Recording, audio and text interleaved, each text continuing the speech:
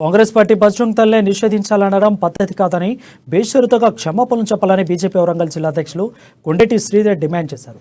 Bajrang దళ్ను నిషేధించాలని Congress party అనడం పట్ల నిరసన వ్యక్తం చేస్తూ వరంగల్ ఎంసీఎం సెంటర్లోని రాజీవ్ గాంధీ విగ్రహం ముందు భారతీయ జనతా పార్టీ నాయకులు హనుమాన్ చాలీసా పఠించారు. కర్ణాటకలో బజరంగ్ దళ్ను నిషేధించాలని అనడం సరైనది కాదని శ్రీధర్ అన్నారు.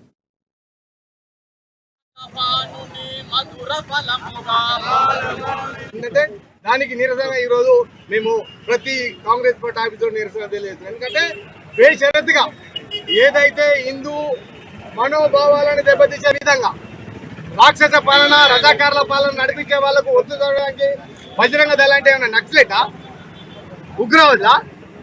భారతదేశంలో నిజంగా బజరంగ దళి మనకు రాముడు అనేవారు కనపడడు, కానీ కనిపించే దేవుడు మన ఎదుట ఉన్న లెవెల్ అంటే ఆ రోజుల్లో మరి పురాణ గాథలో ఉన్న ఆ పురాణ గ్రంథాలు చదివి రామాయణం చదివిన రామునికి అండగా నిలబడ్డ ఆంజనేయులే ఈ భారతదేశంలో